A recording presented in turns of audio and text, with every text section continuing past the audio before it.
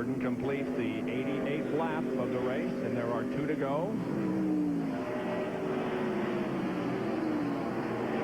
That time, the fastest lap was turned by Mark Martin. He ran 114.7 compared to Jeff Gordon's 113.8. See, Jeff Gordon has led 52 laps today. Mike Skinner, with his gamble, has led 17. Here comes Mark.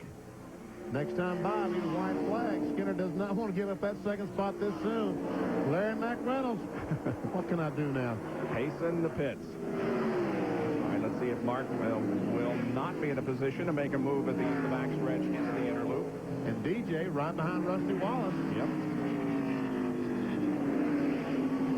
Jeff Gordon has driven away from second place by 2.5 seconds. Gotta see a battle for second place down the short chute between Skinner and Mark Martin. Mark was on the inside of him, but Skinner was able to hold him off. Yep, do it there. And they'll get the white flag. Will it this time by? Yep, should. Would complete lap number 89. Well, he's got a whole lap to pass him. White flag is waving for Jeff Gordon. We watch this battle for second position. Mark may try to make a move at the end of the front stretch here. Headed for turn number 1. A good out-braking position, and Martin does it. Takes the spot away. Skinner back to third. Now he's going to try to salvage that. And looks, I don't know, those 2 cars are coming pretty good. Rusty and DJ, of course, they might be concerned about their race. Yeah, they got a race of their own that they're chasing here.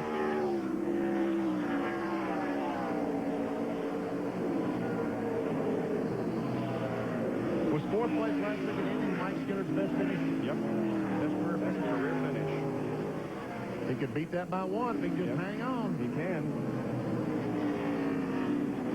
Kyle Petty is running in 6th position, about 20 seconds behind the leader.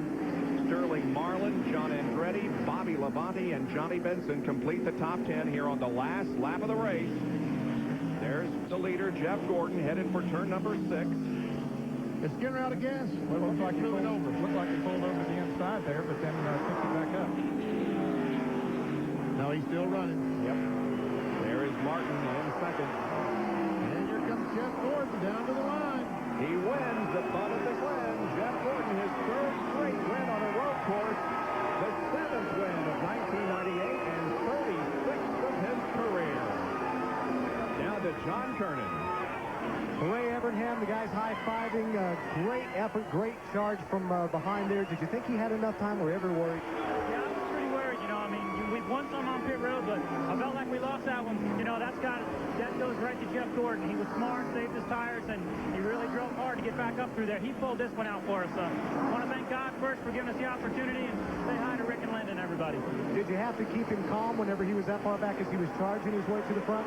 Well, I mean, I was talking whether or not he was already calm, you know. You know, he is 27 years old now. He had another birthday. He needs me less and less. He won this race for us today with using his head and being a great driver. All right, congratulations, Ray. Back upstairs. Jeff is the 4th driver to win 3 consecutive road races, joining Rusty Wallace, Tim Richmond, and Dan Gurney. Jeff Gordon wins the Bud at the Glen. We'll be right back. At Watkins Glen International, where Jeff Gordon has driven to his 7th victory of 1998. We go down to the McDonald's Winner's Circle interview and Dr. Jerry Punch. All right, a big gulp of Pepsi. After all, he is aging now. He turned a distant 27 on Tuesday of this week. He celebrated his birthday, and today he celebrates his 7th win of the 1998 season, his 36th career victory, his 3rd in a row. Let him get out and wave to this crowd. Where's your team? Jeff, congratulations. If Brooke comes in and gives her a big hug and a kiss. No, I can't believe it. Congratulations. Your team, by the way, you're at the other end of pit road. They're on their way. They'll be here in a moment. Congratulations. Well, I want to celebrate with them because they certainly deserve a hug and a handshake. And tell you what, I don't deserve these blessings and all the things that are happening in my life, but I sure am thankful to God for what is happening in my life. I'm overwhelmed. I can't believe it. You know, cars just get better. Luck keeps going our way. you know, I drove my butt off, and today was a day about mistakes. We made one in the pits, cost us the lead, and then both Mark and Rusty made little mistakes on the track and cost them some positions. But, man, I'm driving my tail off. DuPont Automotive Finishes Chevrolet was awesome. Won at Quaker State, Pepsi, Goodyear Tires, GMAC, everybody that's involved in this team. It's just such a blessing. Any doubts in your mind when they told you the 31 did not have to pit that you would be able to catch Skinner? You were about 10 or 11 seconds back with less than 10 to go. That's my crew chief for it. He never told me one time that I was in second. I thought I was leading the whole time. And then, you know, when I started closing in on Skinner, he told me, he said, you know, you're in second. That's the leader ahead of you. And I just tried to keep it smooth and straight, not make any mistakes, and we're able to run him down. And, you know, I could tell he was conserving a little bit, tires and fuel, and, you know, he kind of gave me the spot, but what a win, man, what a win. You know, I always wanted to race Mark and Rusty on a road course for a win, and, you know, this one feels really good.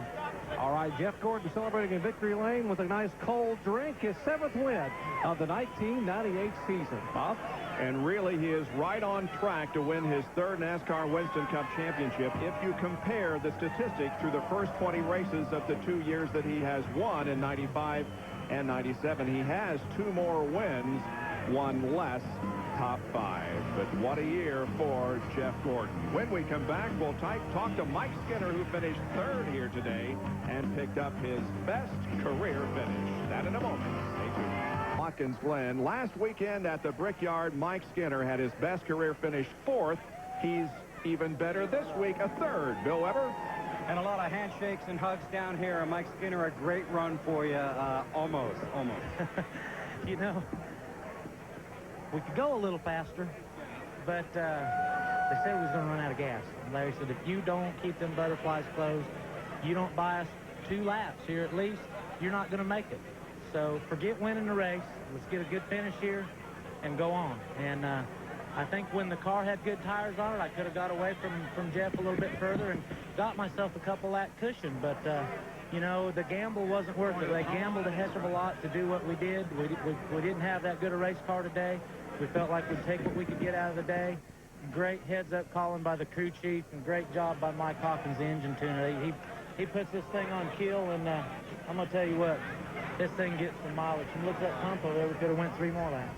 Mike, great back-to-back finishes for you as well. Obviously, you delivered a message.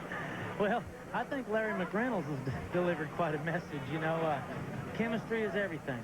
And, you know, we seem to have good chemistry. Like I said before, if he told me to stop that thing out there on the last lap, turn around and go the other way, I'd have just said, where do you want me to turn around at? You know, and if I pay attention to him and listen to him, he's a veteran crew chief. He can teach me a lot and help me with my career. And we can kind of maybe get over some of these sophomore blues here, you know. Congratulations. Sophomore jinx might be on the way over.